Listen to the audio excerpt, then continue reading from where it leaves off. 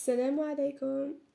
نهاركم زين. اليوم جينا نديرو مع بعضنا المحاجب. شكون ما يحبش المحاجب؟ الحارين سخونين سورتو في اليامات هذوما اللي هو شويه حال بارد. راح نبداو المحاجب مع بعضنا. اولا نديو كيلو سميد وزوز كيلات فرينه. الكيلة اللي نكيلو بها سميد هي نفسها نكيلو بها الفرينه، معناها اي كيلة مش محتم لي كيما تاعي انا.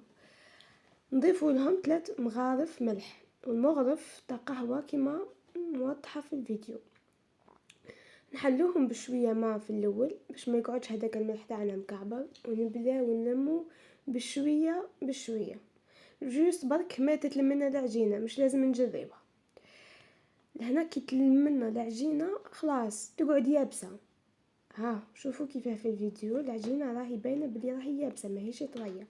لهنا دلكتها مده 2 دقائق جوست باش نلمها مليح برك، ما تقعدش كيما نقولوا بالسميد تاعها، وما زدت لهاش الماء. ها هي ولا زالت يابسه. كي تدخلي صبعك تحسيها باليابسه. نحطوها في كيس بلاستيكي ونخليوها تريح. لكن حابه طيبيه للغدا ديريها كيما نقولوا صباح بكري بلاها وخليها تريح لحتى يوصل وقت الغدا. انا لهنا درتها ما نكذبش عليكم في الليل وخليتها تريح صبحه كامله. هي عقد ما تريح العجينه عقد ما راح تمدلكم نتيجه روعه. هذه المحجوبه هذه الطريقه راح تعتمديها باذن الله، وراح تعطيك محجوبه تاع ناس زمان، يعني تاع وحده بروفيسيونيل مام سي اول مره اللي راكي تعملين في المحجوبه.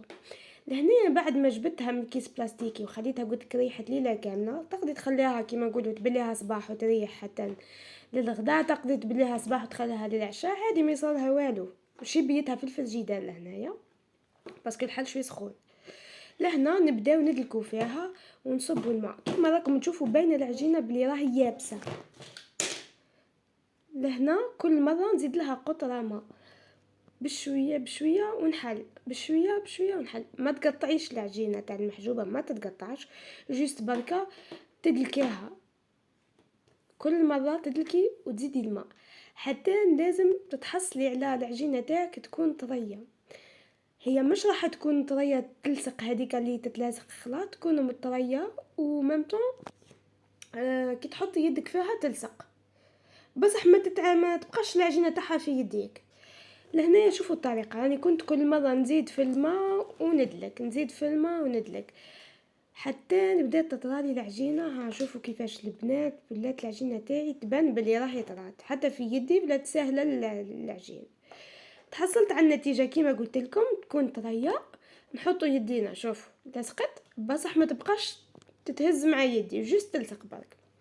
لهنا رحت عملتها كريات كريات وخليتها الوقت الغداء باه بديت نطيبها باسكو قلت لكم انا بليتها في الليل دونك كي نوض الصباح جوست عجنتها وبليتها بالماء وعملتها كريات هكا ودهنتهم بالزيت وخليتها حتى وقت الغداء باه بديت نخبز فيهم.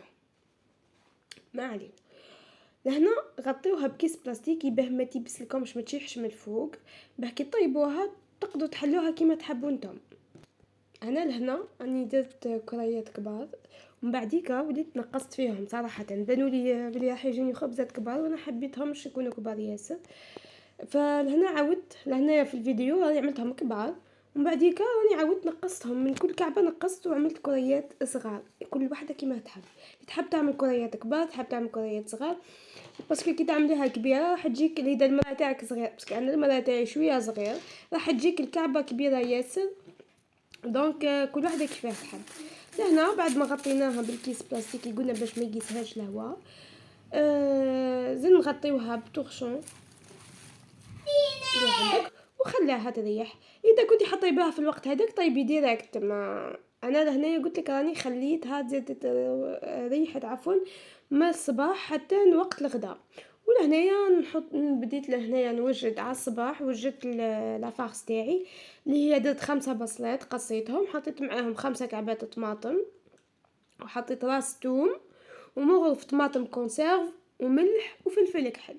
دبلي البصل والطماطم مليح ومن بعديك تحطي لهم الزيت والطماطم كونسيرف فقط حتى يدبل كل شيء مع بعضه وتطفي على النار، تكون الوحده تاعك جاهزه.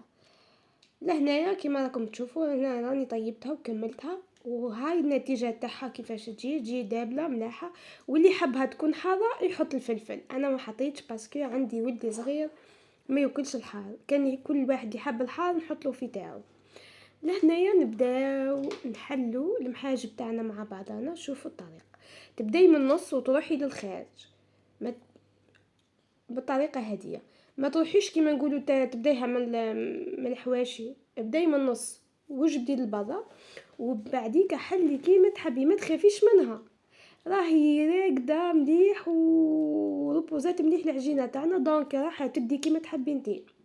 شوفوا البنات بالنسبه لهذاك، شوفوا كي تعود العجينه مليحه، شوفوا كيفاش راهو يبان الخام تاع البلون دو طرافاي، راهي مش مقطعه من تما، راهو تنمو رهيفه، راهي تبان كيما راهي. شوفوا اللي تحب تكون محجوبه تاعها مليح، جهه مليح يعني ناجحه 1000%، مهما تكون مبتدئه لازم تخليها تريح. عقد ما تريح لك العجينه تاع المحجوبه عقد ما راح تجيك حاجه طاب. كما قلت لك انا بديتها في الليل، خليتها درتها صباح، يعني دلكتها صباح بالماء ودرتها كريات صباح وطيبتها وقت الغداء. انتي نفس الشيء تقدري تعملها كيما نقولوا في الصباح وتخليها للعشاء، تخليها تربوزي وتدلكاها من بعديك وقت 12 وتخليها من 12 حتى وقت العشاء، راح تكون نفس النتيجه. وحتى لو كان مش هكا يعني تعمليها صباح وشيه، خليها تريح برك مليح ومن بعديك ابداي. لهنا بدينا طبقتها وشفتوا نحلها كيما نحب انا، حطينا لافارس تاعنا.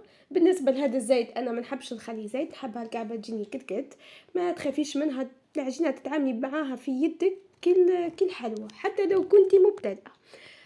لهنايا بالنسبه اللي تقولك نخاف نحطها في المراه ونهزها كيما هكا، مع انه كون جربيها راح تقدر تهزيها فاسيلمون.